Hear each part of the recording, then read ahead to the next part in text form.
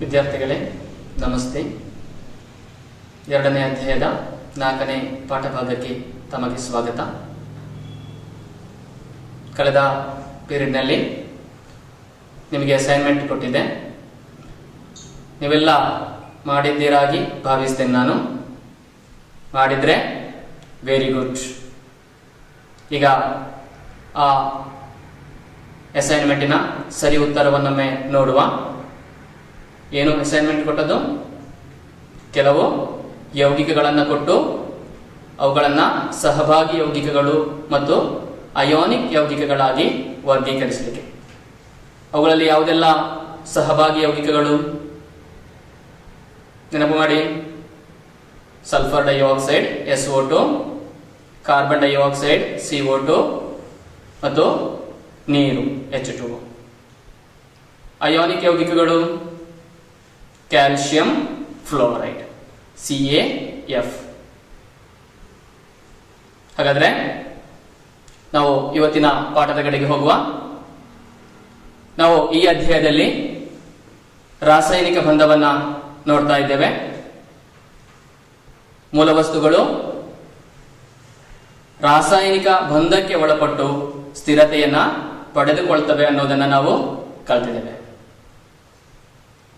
ಸ್ಥಿರತೆಯನ್ನ ಗಳಿಸಲಿಕ್ಕೆ ಅವು ಇಲೆಕ್ಟ್ರಾನ್ಗಳನ್ನ ಇನ್ನೊಂದು ಮೂಲವಸ್ತುವಿಗೆ ಕೊಡಬಹುದು, ಅಥವಾ ಪಡೆದುಕೊಳ್ಬಹುದು, ಅಥವಾ ಹಂಚಿಕೊಳ್ಳಬಹುದು. ಹೀಗೆ ಅಷ್ಟಕ ಇಲೆಕ್ಟ್ರಾನ್ ವಿನ್ಯಾಸವನ್ನು ಪಡೆದುಕೊಂಡು ಅವುಗಳು ಸ್ಥಿರತೆಯನ್ನ ಗಳಿಸ್ತವೆ ಅನ್ನೋದನ್ನು ನಾವು ಕಂಡುಕೊಂಡಿದ್ದೇವೆ. ಈಗ ನಾವು ಹಿಂದಿನ ಪೀರಿಯಡ್ನಲ್ಲಿ ಕಲಿತಂತಹ ಮೆಗ್ನೀಷಿಯಂ ಆಕ್ಸೈಡ್ HCl ಗಳಲ್ಲಿ ಹೇಗೆ ರಾಸಾಯನಿಕ ಬಂಧ ಆಗ್ತದೆ ಅನ್ನೋದನ್ನು ಒಮ್ಮೆ ನೋಡುವ. ಚಿತ್ರವನ್ನ ಗಮನಿಸಿ. ಮೆಗ್ನೀಷಿಯಂ ಆಕ್ಸೈಡ್ ಉಂಟಾಗುವುದು ಹೇಗೆ ಅನ್ನೋದನ್ನು ಮೊದಲಿಗೆ ನಾವು ನೋಡುವ. ಮೆಗ್ನೀಷಿಯಂ ವಾಯುವಿನಲ್ಲಿರುವಂತಹ ಆಕ್ಸಿಜನ್ ನೊಂದಿಗೆ ಉರಿದು ಮೆಗ್ನೀಷಿಯಂ ಆಕ್ಸೈಡ್ ಉಂಟಾಗ್ತದೆ. ಇದನ್ನು ನೀವು 8ನೇ ಕ್ಲಾಸ್ ಅಲ್ಲಿ ಪ್ರಯೋಗ ಮಾಡಿ ನೋಡಿದ್ದೀರಿ. ಇಲ್ಲಿ ಮೆಗ್ನೀಷಿಯಂನ ಪರಮಾಣು ಸಂಖ್ಯೆ 12. ಆಗ ಇಲೆಕ್ಟ್ರಾನ್ ವಿನ್ಯಾಸ 2 × 2. ಆಕ್ಸಿಜನ್ ಅದ್ದು ಪರಮಾಣು ಸಂಖ್ಯೆ 8, ಇಲೆಕ್ಟ್ರಾನ್ ವಿನ್ಯಾಸ 2 6. ಇಲ್ಲಿ ಯಾವ ಬಂಧ ಉಂಟಾಗ್ತದೆ? ಒಂದು ಲೋಹ, ಇನ್ನೊಂದು ಅಲೋಹ. ಆಗ ಉಂಟಾಗುವ ಬಂಧ ಯಾವುದು? ಅಯೋನಿಕ್ ಬಂಧ. ಡಾಟ್ ಡಯಾಗ್ರಾಮ್ ಅನ್ನು ನೋಡಿ. ಮೆಗ್ನೀಷಿಯಂ 2 ಇಲೆಕ್ಟ್ರಾನ್ಗಳನ್ನ ಆಕ್ಸಿಜನ್ಗೆ ಕೊಡ್ತದೆ. ಮೆಗ್ನೀಷಿಯಂನ ವ್ಯಾಲೆನ್ಸಿ, ಹೊಸ ಪದ ವ್ಯಾಲೆನ್ಸಿ ಅಥವಾ ಸಂಯೋಜಕತೆ 2. ಅದು ಆಕ್ಸಿಜನ್ ಅದು ನೋಡಿ 2 ಇಲೆಕ್ಟ್ರಾನ್ಗಳನ್ನ ಅದು ಮೆಗ್ನೀಷಿಯಂನಿಂದ ಪಡೆದುಕೊಳ್ತದೆ. ಆಗ ಆಕ್ಸಿಜನ್ನ ವ್ಯಾಲೆನ್ಸಿ 2. ಆಕ್ಸಿಜನ್ನ ವ್ಯಾಲೆನ್ಸಿ ಎಷ್ಟು? 2. ಇನ್ನು ನಾವು HCl ಉಂಟಾಗುವ ಡಾಟ್ ಡಯಾಗ್ರಾಮ್ ಅನ್ನು ನೋಡುವ. HCl ಉಂಟಾಗುವುದು ಹೇಗೆ? ಅದು ಒಂದು ರಾಸಾಯನಿಕ ಕ್ರಿಯೆ. ಹೈಡ್ರೋಜನ್ ಕ್ಲೋರಿನ್ ನೊಂದಿಗೆ ವರ್ತಿಸಿ ಹೈಡ್ರೋಜನ್ ಕ್ಲೋರೈಡ್ ಉಂಟಾಗ್ತದೆ. ಹೈಡ್ರೋಜನ್ನ ಪರಮಾಣು ಸಂಖ್ಯೆ ಎಷ್ಟು? 1. ಕ್ಲೋರಿನ್ ಅದು 17. ಇಲೆಕ್ಟ್ರಾನ್ ವಿನ್ಯಾಸ 2 8 7. 2 ಕೂಡ ಅಲೋಹಗಳು, ಅದೇ ಕಾರಣ ಅಲ್ಲಿ ಸಹಭಾಗಿ ಬಂಧ ಉಂಟಾಗ್ತದೆ. ಹೈಡ್ರೋಜನ್ ಅದಕ್ಕೆ 1 ಇಲೆಕ್ಟ್ರಾನ್ ಬೇಕು, ಕ್ಲೋರಿನ್ಗೆ ಕೂಡ 1 ಇಲೆಕ್ಟ್ರಾನ್ ಬೇಕು. ಇಲ್ಲಿ ನೋಡಿ ಚಿತ್ರವನ್ನ ಇನ್ನೊಮ್ಮೆ ಗಮನಿಸಿ. ಅವು 1 ಜೊತೆ ಇಲೆಕ್ಟ್ರಾನ್ಗಳನ್ನ ಹಂಚಿಕೊಳ್ತದೆ. ಆ 1 ಜೊತೆಯಲ್ಲಿ 1 ಇಲೆಕ್ಟ್ರಾನ್ ಹೈಡ್ರೋಜನ್ ಅದ್ದು, ಇನ್ನೊಂದು ಇಲೆಕ್ಟ್ರಾನ್ ಕ್ಲೋರಿನ್ ಅದ್ದು. ಹೈಡ್ರೋಜನ್ನ ಸಂಯೋಜಕತೆ 1, ಕ್ಲೋರಿನ್ ಅದ್ದು ಕೂಡ ಸಂಯೋಜಕತೆ 1. ಹಾಗಾದ್ರೆ ನಾವೀಗ ಸಂಯೋಜಕತೆ ಅನ್ನುವ ಹೊಸ ಪದವನ್ನ ನೋಡಿದೆವು. ಈಗ ನೀವು ನನಗೆ ಹೇಳಬೇಕು, ಸಂಯೋಜಕತೆ ಅಂದ್ರೆ ಏನಿರ್ಬಹುದು? ಅದನ್ನು ವ್ಯಾಖ್ಯಾನಿಸಿ ನೋಡೋಣ. ಒಂದು ರಾಸಾಯನಿಕ ಕ್ರಿಯೆಯಲ್ಲಿ ಬಿಟ್ಟುಕೊಡುವ ಅಥವಾ ಪಡೆದುಕೊಳ್ಳುವ ಅಥವಾ ಹಂಚಿಕೊಳ್ಳುವಂತಹ ಇಲೆಕ್ಟ್ರಾನ್ಗಳ ಸಂಖ್ಯೆಯನ್ನು ನಾವು ಕರೆಯುವಂಥದ್ದು ಆ ಮೂಲ ವಸ್ತುವಿನ ವ್ಯಾಲೆನ್ಸಿ ಅಥವಾ ಸಂಯೋಜಕತೆ ಅಂತ ಕರೀತೇವೆ. ಅಲ್ಲಿ ಮೆಗ್ನೀಷಿಯಂ 2 ಇಲೆಕ್ಟ್ರಾನ್ ಅನ್ನು ಬಿಟ್ಟುಕೊಟ್ಟಿತ್ತು, ಮೆಗ್ನೀಷಿಯಂನ ವ್ಯಾಲೆನ್ಸಿ 2. ಆಕ್ಸಿಜನ್ 2 ಇಲೆಕ್ಟ್ರಾನ್ ಅನ್ನು ಪಡೆದುಕೊಂಡಿತ್ತು, ಆಕ್ಸಿಜನ್ ನ ವ್ಯಾಲೆನ್ಸಿ 2. ಹೈಡ್ರೋಜನ್ 1 ಇಲೆಕ್ಟ್ರಾನ್ ಅನ್ನ ಹಂಚಿಕೊಂಡಿತ್ತು, ಅದರ ವ್ಯಾಲೆನ್ಸಿ 1. ಕ್ಲೋರಿನ್ ಕೂಡ 1 ಇಲೆಕ್ಟ್ರಾನ್ ಅನ್ನು ಹಂಚಿಕೊಂಡಿತು, ಆಗ ಕ್ಲೋರಿನ್ ನ ವ್ಯಾಲೆನ್ಸಿ ಕೂಡ 1. ಈಗ ನಮಗೆ ಈ ಸಂಯೋಜಕತೆ ಇನ್ನೂ ಸ್ಪಷ್ಟ ಆಗ್ಬೇಕಲ್ಲ, ಒಂದು ವಿಡಿಯೋವನ್ನ ನಾವೀಗ ನೋಡುವ. ಸಂಯೋಜಕತೆ ಮೂಲ ವಸ್ತುಗಳು ರಾಸಾಯನಿಕ ಬಂಧದಲ್ಲಿ ಏರ್ಪಟ್ಟು ಸ್ಥಿರತೆ ಗಳಿಸುತ್ತವೆ ಎಂದು ನೀವು ತಿಳಿದಿರುವಿರಲ್ಲವೇ? ಅಯಾನಿಕ್ ಯೌಗಿಕವಾದ ಸೋಡಿಯಂ ಆಕ್ಸೈಡಿನ ರೂಪೀಕರಣವನ್ನು ಪರಿಶೀಲಿಸೋಣ.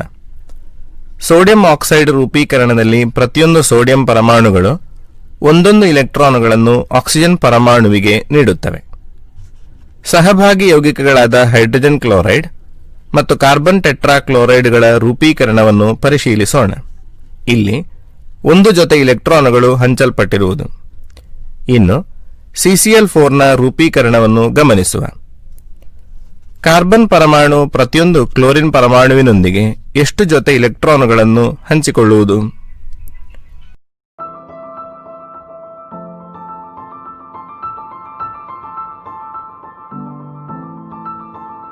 ರಾಸಾಯನಿಕ ಕ್ರಿಯೆಯಲ್ಲಿ ಭಾಗವಹಿಸುವಾಗ ಒಂದು ಪರಮಾಣು ಬಿಟ್ಟುಕೊಡುವ, ಸ್ವೀಕರಿಸುವ ಅಥವಾ ಹಂಚಿಕೊಳ್ಳುವ ಇಲೆಕ್ಟ್ರಾನ್ಗಳ ಸಂಖ್ಯೆ ಅದರ ಸಂಯೋಜಕತೆ. ಸಂಯೋಜಕತೆ ಸ್ಪಷ್ಟವಾಗುವ ಈ ಪಟ್ಟಿಯನ್ನು ಗಮನಿಸೋಣ. ಪಟ್ಟಿಯಲ್ಲಿ ಬಿಟ್ಟು ಹೋದ ಪ್ರತಿಯೊಂದು ಭಾಗವನ್ನು ಒಂದೊಂದಾಗಿ ಕಂಡುಹಿಡಿಯಲು ಪ್ರಯತ್ನಿಸೋಣ.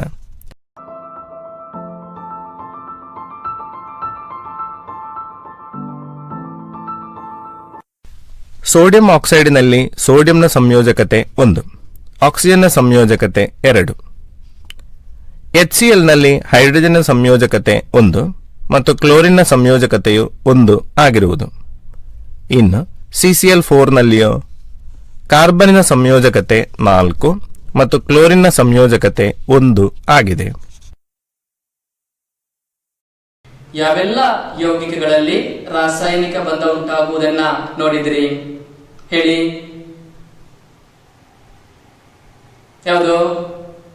ಸೋಡಿಯಂ ಆಕ್ಸೈಡ್, HCl ಮತ್ತು CCl4 ಕಾರ್ಬನ್ ಟೆಟ್ರಾ ಕ್ಲೋರೈಡ್.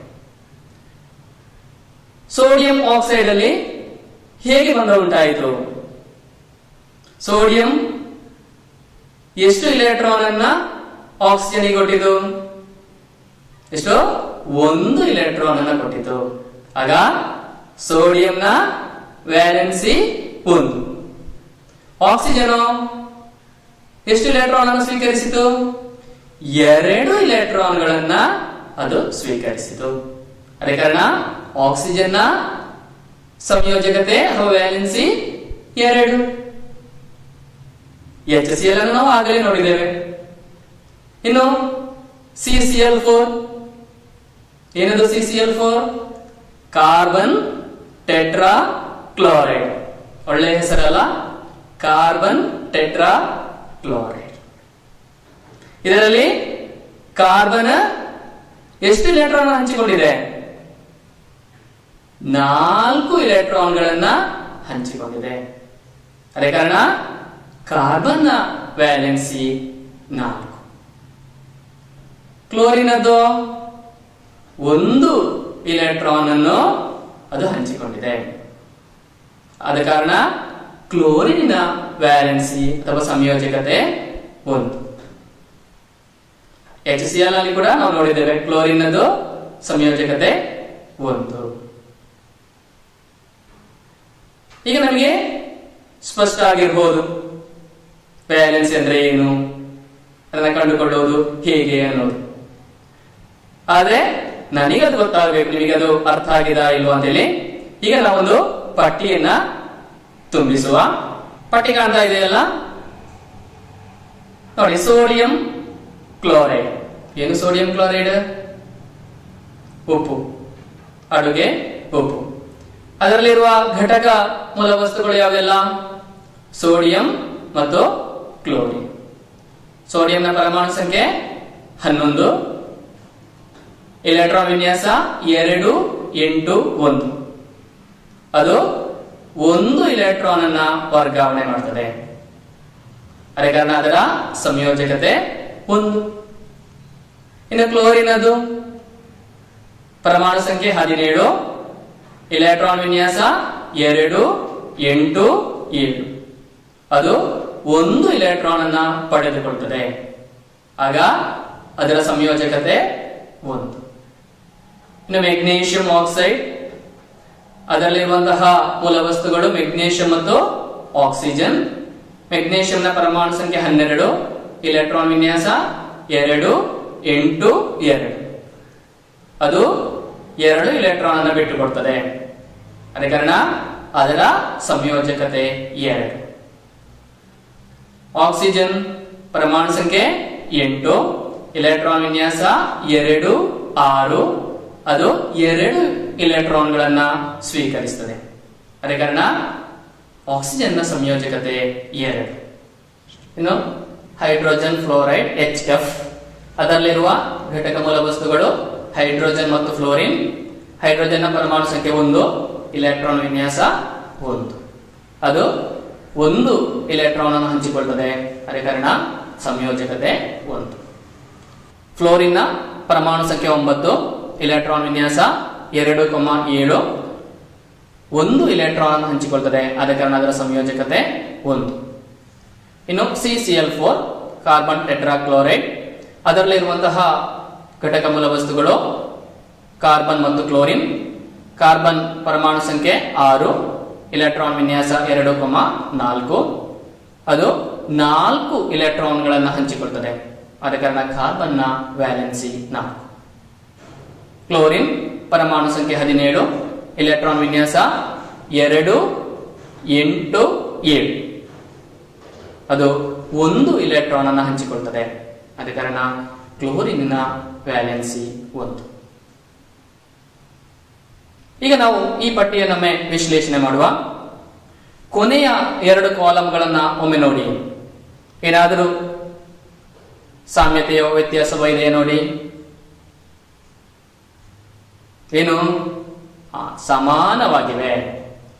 ವರ್ಗಾವಣೆಗೊಳ್ಳುವ ಅಥವಾ ಹಂಚಲ್ಪಡುವ ಇಲೆಕ್ಟ್ರಾನ್ಗಳ ಸಂಖ್ಯೆ ಮತ್ತು ಸಂಯೋಜಕತೆ ಸಮವಾಗಿದೆ, ಒಂದೇ ಆಗಿದೆ ಅನ್ನೋದು ನಮಗೆ ಈ ಪಟ್ಟಿಯಿಂದ ತಿಳಿಯುತ್ತದೆ.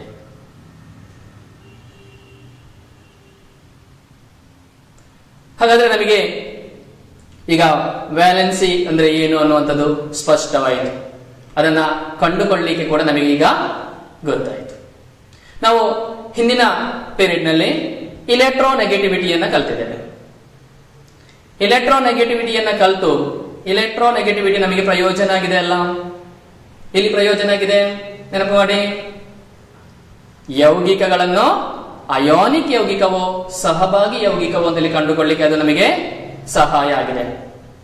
ಅದೇ ರೀತಿಯಾಗಿ ನಮ್ಮ ಈ ವ್ಯಾಲೆನ್ಸಿ ನಮಗೆ ಎಲ್ಲಿಯಾದರೂ ಸಹಾಯ ಆಗ್ತದಾ, ಪ್ರಯೋಜನ ಆಗ್ತದಾ ಅನ್ನೋದನ್ನ ನಾವೀಗ ನೋಡಬೇಕು.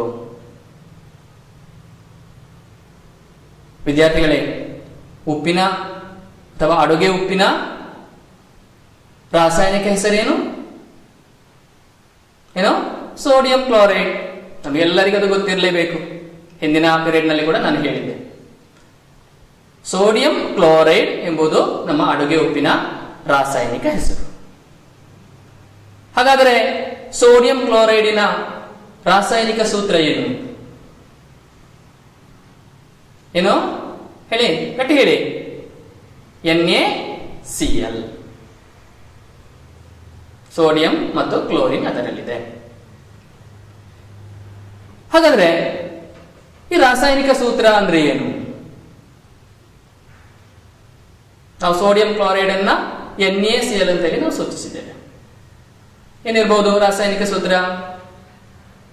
ಸಂಕೇತಗಳನ್ನು ಉಪಯೋಗಿಸಿಕೊಂಡು ಒಂದು ಅಣುವಿನಲ್ಲಿರುವ ಪರಮಾಣುಗಳನ್ನು ಸೂಚಿಸುವುದು, ಅದನ್ನು ಸಂಕ್ಷಿಪ್ತವಾಗಿ ಸೂಚಿಸುವ ಕ್ರಮವನ್ನು ನಾವು ಕರೆಯುವಂಥದ್ದು ರಾಸಾಯನಿಕ ಸೂತ್ರ ಅಂತ ಕರೀತೇವೆ. ಈಗ ಈ ರಾಸಾಯನಿಕ ಸೂತ್ರವನ್ನು ಕಂಡುಹಿಡಿಯಲಿಕ್ಕೆ ನಮ್ಮ ಈ ವ್ಯಾಲೆನ್ಸಿ ನಮಗೆ ಪ್ರಯೋಜನ ಆಗ್ತದಾ ಅನ್ನುವುದನ್ನು ಈಗ ನಾವು ನೋಡುವ. ವಿದ್ಯಾರ್ಥಿಗಳೇ, ಮೆಗ್ನೀಷಿಯಂ ಕ್ಲೋರಿನ್ ಒಂದಿಗೆ ವರ್ತಿಸಿ ಮೆಗ್ನೀಷಿಯಂ ಕ್ಲೋರೈಡ್ ಉಂಟಾಗ್ತದೆ ಅಂತೇಳಿ ಭಾವಿಸಿರಿ ನೀವು. ಏನೋ ಮೆಗ್ನೀಷಿಯಂ ಕ್ಲೋರಿನ್ ಒಂದಿಗೆ ವರ್ತಿಸಿ ಮೆಗ್ನೀಷಿಯಂ ಕ್ಲೋರೈಡ್ ಮೆಗ್ನೀಷಿಯಂ ಕ್ಲೋರೈಡ್ ಉಂಟಾಗ್ತದೆ ಅಂತೇಳಿ ಭಾವಿಸಿ. ಈಗ ನಿಮಗೆ ಮೆಗ್ನೀಷಿಯಂ ಕ್ಲೋರೈಡಿನ ರಾಸಾಯನಿಕ ಸೂತ್ರವನ್ನು ಹೇಳ್ಬೋದಾ? ಒಂದು ಪಟ್ಟಿಯನ್ನ ತುಂಬಿಸುವ. ಪಟ್ಟಿಯನ್ನು ನೋಡಿ. ಮೂಲ ವಸ್ತು ಮೆಗ್ನೀಷಿಯಂ ಕ್ಲೋರೈಡ್ ನಲ್ಲಿರುವಂತಹ ಮೂಲ ವಸ್ತುಗಳು ಮೆಗ್ನೀಷಿಯಂ ಮತ್ತು ಕ್ಲೋರಿನ್. ಮೆಗ್ನೀಷಿಯಂನ ಪರಮಾಣು ಸಂಖ್ಯೆ 12. ಎಲೆಕ್ಟ್ರಾನ್ ವಿನ್ಯಾಸ ಏನು? 2 8 2. ಬಿಟ್ಟುಕೊಡುವ ಅಥವಾ ಸ್ವೀಕರಿಸುವ ಎಲೆಕ್ಟ್ರಾನ್ಗಳ ಸಂಖ್ಯೆ ಅಥವಾ ವ್ಯಾಲೆನ್ಸಿ 2. ಕ್ಲೋರಿನ್ ಅದು ಪರಮಾಣು ಸಂಖ್ಯೆ 17. ಎಲೆಕ್ಟ್ರಾನ್ ವಿನ್ಯಾಸ 2 8 7. ಅದು ಒಂದು ಎಲೆಕ್ಟ್ರಾನ್ ಅನ್ನ ಸ್ವೀಕರಿಸುತ್ತದೆ. ಇಲ್ಲಿ ನೀವು ಗಮನಿಸಬೇಕು, ಮೆಗ್ನೀಷಿಯಂ 2 ಇಲೆಕ್ಟ್ರಾನ್ಗಳನ್ನು ಕೊಡ್ತದೆ. ಆದರೆ ಕ್ಲೋರಿನಿಗೆ ಸ್ವೀಕರಿಸಲಿಕ್ಕೆ ಸಾಧ್ಯ ಆಗುವಂಥದ್ದು 1 ಇಲೆಕ್ಟ್ರಾನ್ ಮಾತ್ರ. ಆಗ ಇನ್ನೊಂದು ಇಲೆಕ್ಟ್ರಾನ್ ಅನ್ನು ಪಡೆದುಕೊಳ್ಳಲಿಕ್ಕೆ ಇನ್ನೊಂದು ಕ್ಲೋರಿನ್ ನ ಅಗತ್ಯ ಇದೆ. ಅದೇ ಕಾರಣ ಒಂದು ಮೆಗ್ನೀಷಿಯಂ ಪರಮಾಣು 2 ಇಲೆಕ್ಟ್ರಾನ್ ಅನ್ನು ಬಿಟ್ಟುಕೊಡ್ತದೆ. ಅದನ್ನು ಸ್ವೀಕರಿಸಲಿಕ್ಕೆ 2 ಕ್ಲೋರಿನ್ ನ ಪರಮಾಣುಗಳು ಬೇಕು. ಆಗ ಇದರ ರಾಸಾಯನಿಕ ಸೂತ್ರ ಏನಾಗಬಹುದು? 1 mg. ಅದೇ ಕಾರಣ mg. ಕ್ಲೋರಿನ್ ಎಷ್ಟು? 2. ಅದೇ ಕಾರಣ Cl2. ಅದೇನಾಗ್ತದೆ? MgCl2. ಇನ್ನು ನಾವು ಇನ್ನೊಂದು ಯೌಗಿಕ ಅಲ್ಯೂಮಿನಿಯಂ ಫ್ಲೋರೈಡ್, ಇದರಲ್ಲಿ ಹೇಗೆ ಆಗ್ತದೆ ಅಂತ ಹೇಳಿ ನೋಡುವ. ಅಲ್ಯೂಮಿನಿಯಂ ಫ್ಲೋರೈಡ್ ನಲ್ಲಿರುವಂತಹ ಮೂಲ ವಸ್ತುಗಳು ಅಲ್ಯೂಮಿನಿಯಂ ಮತ್ತು ಫ್ಲೋರಿನ್. ಅಲ್ಯೂಮಿನಿಯಂನ ಪರಮಾಣು ಸಂಖ್ಯೆ 13. ಎಲೆಕ್ಟ್ರಾನ್ ವಿನ್ಯಾಸ 2 8 3. ಅದು 3 ಇಲೆಕ್ಟ್ರಾನ್ ಅನ್ನ ಬಿಟ್ಟುಕೊಡ್ತದೆ. ಅದರ ವ್ಯಾಲೆನ್ಸಿ 3. ಫ್ಲೋರಿನ್ ಅದು ಪರಮಾಣು ಸಂಖ್ಯೆ 9. ಎಲೆಕ್ಟ್ರಾನ್ ವಿನ್ಯಾಸ 2 7. ಅದು 1 ಇಲೆಕ್ಟ್ರಾನ್ ಅನ್ನ ಪಡೆದುಕೊಳ್ತದೆ. ಹಾಗಾದರೆ ಅಲ್ಯೂಮಿನಿಯಂ 3 ಇಲೆಕ್ಟ್ರಾನ್ ಅನ್ನು ಕೊಡ್ತದೆ. ಫ್ಲೋರಿನಿಗೆ ಪಡೆದುಕೊಳ್ಳಲಿಕ್ಕೆ ಸಾಧ್ಯ ಆಗುವಂಥದ್ದು 1 ಇಲೆಕ್ಟ್ರಾನ್ ಮಾತ್ರ. ಅದೇ ಕಾರಣ ಇನ್ನೂ 2 ಇಲೆಕ್ಟ್ರಾನ್ ಅನ್ನ ಸ್ವೀಕರಿಸಲಿಕ್ಕೆ ಇನ್ನೂ 2 ಫ್ಲೋರಿನ ಅಗತ್ಯ ಇದೆ. ಅದೇ ಕಾರಣ 3 ಇಲೆಕ್ಟ್ರಾನ್ಗಳನ್ನು ಪಡೆದುಕೊಳ್ಳಲಿಕ್ಕೆ 3 ಫ್ಲೋರಿನ್ ಪರಮಾಣುಗಳು ಬೇಕು. ಆಗ ರಾಸಾಯನಿಕ ಸೂತ್ರ ಏನಾಗಬಹುದು? ಅಲ್ಯೂಮಿನಿಯಂ 1 ಅಲ್ವಾ? ಅದೇ ಕಾರಣ AlF3. ಹಾಗಾದ್ರೆ ಅಲ್ಯೂಮಿನಿಯಂ ಫ್ಲೋರೈಡಿನ ರಾಸಾಯನಿಕ ಸೂತ್ರ AlF3. ಹಾಗಾದ್ರೆ ನಾವು ಈ ರಾಸಾಯನಿಕ ಸೂತ್ರವನ್ನು ಸುಲಭವಾಗಿ ಹೇಗೆ ಬರಿಬಹುದು ಅನ್ನೋದನ್ನ ಈಗ ನೋಡುವ. ಈಗ ನಾವು ಅಲ್ಯೂಮಿನಿಯಂ ಆಕ್ಸೈಡಿನ ರಾಸಾಯನಿಕ ಸೂತ್ರವನ್ನು ಹೇಗೆ ಬರೆಯುವುದು ಅಂತೇಳಿ ಕಂಡುಕೊಳ್ಳುವ. ಈಗ ಅಲ್ಯೂಮಿನಿಯಂ ಆಕ್ಸೈಡ್ನಲ್ಲಿರುವ ಘಟಕ ಮೂಲ ವಸ್ತುಗಳು ಯಾವುದೆಲ್ಲ? ಯಾವುದು? ಅಲ್ಯೂಮಿನಿಯಂ ಮತ್ತು ಆಕ್ಸೈಡ್ ಉಂಟಾಗಬೇಕಾದ್ರೆ ಯಾವುದು ಬೇಕು? ಆಕ್ಸಿಜನ್ ಬೇಕು. ಹಾಗಾದ್ರೆ ಅಲ್ಯೂಮಿನಿಯಂ ಮತ್ತು ಆಕ್ಸಿಜನ್ ಇರುವುದು. ಇನ್ನು ಅಲ್ಯೂಮಿನಿಯಂನ ಸಂಕೇತ ಏನು? ಈಗ ನಾವು ಬರೆದಿದ್ದೇವೆ ಏನೋ Al. ಆಕ್ಸಿಜನ್ ಅದು O. ಹಾಗಾದ್ರೆ ನಾವು ಸಂಕೇತಗಳನ್ನು ಬರಿಬೇಕು. ಈಗ ಇದರಲ್ಲಿ 2 ಮೂಲ ವಸ್ತುಗಳಿವೆ, ಅಲ್ಯೂಮಿನಿಯಂ ಇದೆ, ಆಕ್ಸಿಜನ್ ಇದೆ. ಮೊದಲು ಯಾವುದನ್ನು ಬರಿಬೇಕು? ಯಾವುದನ್ನು? ನಮಗೆ ಇಷ್ಟ ಇರುವುದನ್ನು ಬರಿಬಹುದಾ? ಸಾಧ್ಯ ಇಲ್ಲ ಅಲ್ವಾ? ಅದನ್ನು ಇಲೆಕ್ಟ್ರೋನೆಗೆಟಿವಿಟಿಯ ಆಧಾರದಲ್ಲಿ ನಾವು ಬರೀತೇವೆ. ಇಲೆಕ್ಟ್ರೋನೆಗೆಟಿವಿಟಿ ಕಡಿಮೆ ಇರುವುದನ್ನು ಮೊದಲು ಬರಿಬೇಕು, ಹೆಚ್ಚಿರುವುದನ್ನ ನಂತರ ಬರಿಬೇಕು. ಈಗ ನಮಗೆ ಇಲೆಕ್ಟ್ರೋನೆಗೆಟಿವಿಟಿ ಎಲ್ಲಿ ಸಿಗ್ತದೆ?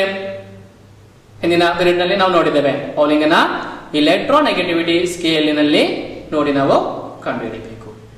ಆಗ ಇಲೆಕ್ಟ್ರೋನೆಗೆಟಿವಿಟಿ ಕಡಿಮೆ ಇರುವುದು ಅಲ್ಯೂಮಿನಿಯಂ, ಹೆಚ್ಚಿರುವುದು ಆಕ್ಸಿಜನ್. ಅದ ಕಾರಣ ಮೊದಲು ನಾವು ಅಲ್ಯೂಮಿನಿಯಂ ಅನ್ನು ಬರಿತೇವೆ, ನಂತರ ಆಕ್ಸಿಜನ್ ಅನ್ನ ಬರಿತೇವೆ. ಇನ್ನು ನಾವು ಅವುಗಳ ವ್ಯಾಲೆನ್ಸಿಯನ್ನ ನೋಡಬೇಕು. ವ್ಯಾಲೆನ್ಸಿಯನ್ನು ಕಂಡುಕೊಳ್ಳುವುದು ಹೇಗೆ ಅಂತ ಈಗಾಗಲೇ ನಾವು ನೋಡಿದ್ದೇವೆ. ಅಲ್ಯೂಮಿನಿಯಂನ ವ್ಯಾಲೆನ್ಸಿ ಎಷ್ಟು? 3. ಆಕ್ಸಿಜನ್ನ ವ್ಯಾಲೆನ್ಸಿ 2. ಇನ್ನು ನಾವು ಅವುಗಳ ವ್ಯಾಲೆನ್ಸಿಯನ್ನ ಪರಸ್ಪರ ಬದಲಾಯಿಸಿ ಪಾದ ಸೂಚಿಯಾಗಿ ಬರೀಬೇಕು. ಪಾದ ಅಂದ್ರೆ ಏನು? ಕಾಲು ಕೆಳಗಿರುವಂಥದ್ದು. ಅದನ್ನ ಕೆಳಭಾಗದಲ್ಲಿ ನಾವು ಬರೀತೇವೆ. ಬಲಭಾಗದ ಕೆಳಭಾಗದಲ್ಲಿ ನಾವು ಬರೀತೇವೆ. ಮ್ಯಾಥ್ಸ್ ಅಲ್ಲಿ ಎಲ್ಲ ನೀವು ಸ್ಕ್ವೇರ್ ಎಲ್ಲ ಮೇಲೆ ಬರೀತೀರಿ. ನಾವು ಕೆಮಿಸ್ಟ್ರಿಯಲ್ಲಿ ಒಂದು ಅಣುವಿನಲ್ಲಿರುವ ಪರಮಾಣುಗಳ ಸಂಖ್ಯೆಯನ್ನು ಬಲಭಾಗದಲ್ಲಿ ಕೆಳಗೆ ಬರೀತೇವೆ. ಈಗ ಏನಾಯ್ತು ನೋಡಿ, ಅಲ್ಯೂಮಿನಿಯಂನ ವ್ಯಾಲೆನ್ಸಿ ಯಾವುದಕ್ಕೆ ಹೋಯಿತು? ಆಕ್ಸಿಜನ್ಗೆ ಹೋಯಿತು. ಆಕ್ಸಿಜನ್ನ ವ್ಯಾಲೆನ್ಸಿ ಅಲ್ಯೂಮಿನಿಯಂಗೆ ಪಾದ ಸೂಚಿಯಾಗಿ ಬಂತು. ಈಗ ರಾಸಾಯನಿಕ ಸೂತ್ರ ಏನಾಯಿತು? Al2O3. ಅದೇ ಕಾರಣ ಅಲ್ಯೂಮಿನಿಯಂ ಆಕ್ಸೈಡಿನ ರಾಸಾಯನಿಕ ಸೂತ್ರ Al2O3. ನಮಗೆ ಸಂಯೋಜಕತೆಯನ್ನು ಉಪಯೋಗಿಸಿಕೊಂಡು ರಾಸಾಯನಿಕ ಸೂತ್ರವನ್ನು ಬರೆಯುವುದು ಹೇಗೆ ಅಂತೇಳಿ ಗೊತ್ತಾಯ್ತು. ಸ್ಪಷ್ಟ ಆಯ್ತಾ? ಆಯ್ತಾ? ಇಲ್ಲ. ಹಾಗೆ ನಾವು ಇನ್ನೊಂದು ಯೌಗಿಕವನ್ನ ಬರೆದು ನೋಡುವ. ಕಾರ್ಬನ್ ಡೈಆಕ್ಸೈಡ್ ನೀವು ಕೇಳಿದ್ದೀರಿ. ಅದರ ರಾಸಾಯನಿಕ ಸೂತ್ರವನ್ನು ಬರೆಯುವುದು ಹೇಗೆ ಅಂತೇಳಿ ನಾವು ನೋಡುವ. ಕಾರ್ಬನ್ ಡೈಆಕ್ಸೈಡ್ ಅಲ್ಲಿ ಇರುವಂತಹ ಘಟಕ ಮೂಲ ವಸ್ತುಗಳು ಯಾವುದು? ಕಾರ್ಬನ್ ಮತ್ತು ಆಕ್ಸಿಜನ್. ಸಂಕೇತ ಕಾರ್ಬನ್ ಅದು ಸಿ, ಆಕ್ಸಿಜನ್ ಅದು ಓ. ಮುಂದಿನ ಸ್ಟೆಪ್ ಯಾವುದು? ಈ ಎರಡರಲ್ಲಿ ಮೊದಲು ಯಾವುದನ್ನ ಬರಿಬೇಕು? ಯಾವುದರ ಆಧಾರದಲ್ಲಿ? ಇಲೆಕ್ಟ್ರೋನೆಗೆಟಿವಿಟಿ ಕಡಿಮೆ ಇರುವುದನ್ನ ಮೊದಲಿಗೆ ಬರಿಬೇಕು. ಕಡಿಮೆ ಇರುವುದು ಕಾರ್ಬನ್. ಅದೇ ಕಾರಣ ಮೊದಲು ಕಾರ್ಬನ್ ಅನ್ನು ಬರಿತೇವೆ, ನಂತರ ಆಕ್ಸಿಜನ್ ಅನ್ನ ಬರೀತೇವೆ. ಇನ್ನು ವ್ಯಾಲೆನ್ಸಿ. ಕಾರ್ಬನ್ನ ವ್ಯಾಲೆನ್ಸಿ ಎಷ್ಟು? 4. CCl4 4ರೊಂದಿಗೆ ಸಂಯೋಗ ಹೊಂದಿದೆ. ಅದೇ ಕಾರಣ ಕಾರ್ಬನ್ನ ವ್ಯಾಲೆನ್ಸಿ 4. ಆಕ್ಸಿಜನ್ ಅದ್ದು ಈಗ ನಾವು ನೋಡಿದ್ದು 2. ಮುಂದಿನ ಹಂತ ಯಾವುದು? ಅದನ್ನ ಪರಸ್ಪರ ಬದಲಾಯಿಸಿ ಪಾದ ಸೂಚಿಯಾಗಿ ಬರಿಬೇಕು. ಹಾಗೇನಾಯ್ತು ನೋಡಿ, C2O4 ಆಯ್ತು. ಈಗ ಇದನ್ನು ನಮಗೆ ಲಘೂಕರಿಸಲಿಕ್ಕೆ ಅಥವಾ ಸರಳಗೊಳಿಸಲಿಕ್ಕೆ ಸಾಧ್ಯ ಉಂಟಾ ನೋಡಿ. 2ರಿಂದ ಭಾಗಿಸಿ ನೋಡಿ, ಏನಾಯ್ತು ಈಗ C1 ಏನಾಯ್ತು C1O2 ಆಯ್ತು. C1 ಅಂತೇಳಿ ನಾವು ಬರಿಬೇಕಾ? ನೀವು 100 ರೂಪಾಯಿಯನ್ನು 100 ರೂಪಾಯಿ ಅಂತ ಹೇಳ್ತೀರಾ? ಹೇಳದಿದ್ರೂ ತೊಂದರೆ ಆಗುವುದಿಲ್ಲ ಅಲ್ವಾ? ಅದೇ ಕಾರಣ ಅಲ್ಲಿ 1 ಇದ್ರೆ ನಾವು 1 ಅಂತೇಳಿ ಬರೆಯುವ ಅಗತ್ಯ ಇಲ್ಲ. CO2 ಅಂತೇಳಿ ಬರೆದ್ರೆ ಸಾಕಾಗ್ತದೆ. ಅದೇ ಕಾರಣ ಕಾರ್ಬನ್ ಡೈಆಕ್ಸೈಡಿನ ರಾಸಾಯನಿಕ ಸೂತ್ರ CO2. ಈಗ ಪಟ್ಟಿಯನ್ನು ನೋಡಿ. ಪೊಟ್ಯಾಷಿಯಂ ಅದರ ಸಂಯೋಜಕತೆ 1, ಅದು ಆಕ್ಸಿಜನ್ ಒಂದಿಗೆ ಸೇರ್ತದೆ. ಆಕ್ಸಿಜನ್ ಸಂಯೋಜಕತೆ 2, ಉಂಟಾಗುವಂತಹ ಯೌಗಿಕ ಪೊಟ್ಯಾಷಿಯಂ ಆಕ್ಸೈಡ್. ರಾಸಾಯನಿಕ ಸೂತ್ರ K2O. ಪೊಟ್ಯಾಷಿಯಂನ ಸಂಕೇತ K, ಅದೇ ಕಾರಣ ರಾಸಾಯನಿಕ ಸೂತ್ರ K2O. ಇನ್ನು ಸತು, ಇಂಗ್ಲಿಷ್ ಅಲ್ಲಿ ಜಿಂಕ್ ಅಂತೇಳಿ ಕರೀತೇವೆ. ಅದರ ಸಂಯೋಜಕತೆ 2, ಅದು ಬ್ರೋಮಿನ್ ಒಂದಿಗೆ ಸೇರ್ತದೆ. ಬ್ರೋಮಿನ್ ನ ಸಂಯೋಜಕತೆ 1, ಉಂಟಾಗುವಂತಹ ಯೌಗಿಕ ಜಿಂಕ್ ಬ್ರೋಮೈಡ್ ಅಥವಾ ಸತುವಿನ ಬ್ರೋಮೈಡ್. ರಾಸಾಯನಿಕ ಸೂತ್ರ ZnBr2. ಕಾರ್ಬನ್ ಅದರ ಸಂಯೋಜಕತೆ ಎಷ್ಟು? 4, ಅದು ಕ್ಲೋರಿನ್ ಒಂದಿಗೆ ವರ್ತಿಸುತ್ತದೆ. ಕ್ಲೋರಿನ್ ನ ಸಂಯೋಜಕತೆ 1, ಆಗ ಉಂಟಾಗುವಂತಹ ಯೌಗಿಕ ಕಾರ್ಬನ್ ಟೆಟ್ರಾ ಕ್ಲೋರೈಡ್. ರಾಸಾಯನಿಕ ಸೂತ್ರ CCl4. ಇನ್ನು ಮೆಗ್ನೀಷಿಯಂ ಸಂಯೋಜಕತೆ 2, ಅದು ಫ್ಲೋರಿನ್ ಒಂದಿಗೆ ಸಂಯೋಗ ಹೊಂದುತ್ತದೆ. ಫ್ಲೋರಿನ್ ನ ಸಂಯೋಜಕತೆ 1, ಉಂಟಾಗುವಂತಹ ಯೌಗಿಕ ಮೆಗ್ನೀಷಿಯಂ ಫ್ಲೋರೈಡ್. ಫ್ಲೋರಿನ್ ಒಂದಿಗೆ ವರ್ತಿಸಿದ್ರೆ ಫ್ಲೋರೈಡ್ ಉಂಟಾಗ್ತದೆ. ಕ್ಲೋರಿನ್ ಒಂದಿಗೆ ವರ್ತಿಸಿದ್ರೆ ಕ್ಲೋರೈಡ್ ಉಂಟಾಗ್ತದೆ. ಆಕ್ಸಿಜನ್ ಒಂದಿಗೆ ವರ್ತಿಸಿದ್ರೆ ಆಕ್ಸೈಡ್ ಉಂಟಾಗ್ತದೆ. ಈಗ ಈ ಮೆಗ್ನೀಷಿಯಂ ಫ್ಲೋರೈಡಿನ ರಾಸಾಯನಿಕ ಸೂತ್ರ MgF2. ಹಾಗಾದ್ರೆ ನಮಗೆ ಸಂಯೋಜಕತೆಯ ಪ್ರಯೋಜನ ಏನು ಅನ್ನುವುದು ಗೊತ್ತಾಯ್ತು. ಈಗ ನಾವು ಇವತ್ತು ಏನೆಲ್ಲ ಕಲ್ತೆವು ಅನ್ನೋದನ್ನ ಒಮ್ಮೆ ನೆನಪಿಸಿ. ಒಂದು, ರಾಸಾಯನಿಕ ಕ್ರಿಯೆಯಲ್ಲಿ ಕೊಡುವ ಅಥವಾ ಪಡಕೊಳ್ಳುವ ಅಥವಾ ಹಂಚಿಕೊಳ್ಳುವಂತಹ ಇಲೆಕ್ಟ್ರಾನ್ಗಳ ಸಂಖ್ಯೆಯನ್ನು ಆ ಮೂಲ ವಸ್ತುವಿನ ಸಂಯೋಜಕತೆ ಅಂತೇಳಿ ಕರೀತೇವೆ. ಬೇರೆ ಬೇರೆ ಮೂಲ ವಸ್ತುಗಳ ಸಂಯೋಜಕತೆ ಬೇರೆ ಬೇರೆ ಆಗಿರ್ತದೆ. ಒಂದು ಮೂಲ ವಸ್ತುವಿನ ಪರಮಾಣು ಸಂಖ್ಯೆ ಗೊತ್ತಿದ್ರೆ ನಮಗೆ ಇಲೆಕ್ಟ್ರಾನ್ ವಿನ್ಯಾಸವನ್ನ ಬರೀಲಿಕ್ಕೆ ಸಾಧ್ಯ ಆಗ್ತದೆ. ಇಲೆಕ್ಟ್ರಾನ್ ವಿನ್ಯಾಸವನ್ನ ಬರೆದ್ರೆ ಅದರ ಸಂಯೋಜಕತೆಯನ್ನು ಕೂಡ ನಮಗೆ ಕಂಡುಕೊಳ್ಳಿಕ್ಕೆ ಸಾಧ್ಯ ಉಂಟು. ಇನ್ನು ಈ ಸಂಯೋಜಕತೆಯನ್ನು ಉಪಯೋಗಿಸಿಕೊಂಡು ರಾಸಾಯನಿಕ ಸೂತ್ರವನ್ನು ಬರೀಲಿಕ್ಕೆ ಆಗ್ತದೆ. ಆ ಯೌಗಿಕದಲ್ಲಿರುವಂತಹ ಘಟಕ ಮೂಲ ವಸ್ತುಗಳು ಯಾವುದು ಅಂತೇಳಿ ಕಂಡುಹಿಡಿಯಬೇಕು. ಬಳಿಕ ಅವುಗಳ ಸಂಕೇತವನ್ನು ಬರಿಬೇಕು.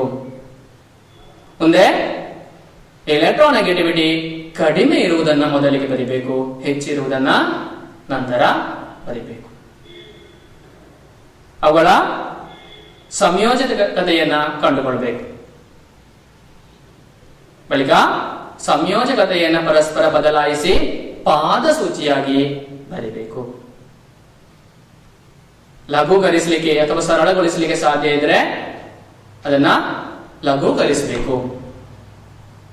ಹೀಗೆ ನಮಗೆ ವ್ಯಾಲೆನ್ಸಿಯನ್ನ ಅಥವಾ ಸಂಯೋಜಕತೆಯನ್ನು ಉಪಯೋಗಿಸಿಕೊಂಡು ರಾಸಾಯನಿಕ ಸೂತ್ರವನ್ನು ಬರೀಲಿಕ್ಕೆ ಸಾಧ್ಯ ಆಗ್ತದೆ. ಈಗ ಒಂದು ಅಸೈನ್ಮೆಂಟ್ ಕೊಡ್ತೇನೆ. ನೀವು ಅಸೈನ್ಮೆಂಟ್ ಅನ್ನು ಮಾಡಿ ನಿಮ್ಮ ಕೆಮಿಸ್ಟ್ರಿ ಟೀಚರ್ಗೆ ಕಳುಹಿಸಬೇಕು. ಮೂಲ ವಸ್ತುಗಳನ್ನು ಕೊಡ್ತೇವೆ. ಆಕ್ಸಿಜನ್, ಕ್ಲೋರಿನ್, ಲಿಥಿಯಂ ಮತ್ತು ಜಿಂಕ್. ಇದರ ಸಂಯೋಜಕತೆ ಕೂಡ ನಿಮಗೆ ಪಟ್ಟಿಯಲ್ಲಿ ಕಾಣ್ತದೆ. ಇವುಗಳನ್ನು ಉಪಯೋಗಿಸಿಕೊಂಡು ನೀವು 4 ಯೌಗಿಕಗಳ ರಾಸಾಯನಿಕ ಸೂತ್ರವನ್ನು ಬರೀಬೇಕು. ಹೇಗೆ ಬರೆಯುವುದು ಅಂತೇಳಿ ನಾವು ಈಗ ಸಾಕಷ್ಟು ಉದಾಹರಣೆಗಳನ್ನು ತೆಗೆದುಕೊಂಡು ಕಲ್ತಿದ್ದೇವೆ. ಕಂಡುಹಿಡಿದು ನಿಮ್ಮ ಕೆಮಿಸ್ಟ್ರಿ ಟೀಚರ್ಗೆ ಕಳುಹಿಸಿ. ಇಲ್ಲಿಗೆ ನಮ್ಮ 2ನೇ ಅಧ್ಯಾಯ ಮುಗಿಯಿತು. ತಮಗೆಲ್ಲರಿಗೂ ಧನ್ಯವಾದಗಳು.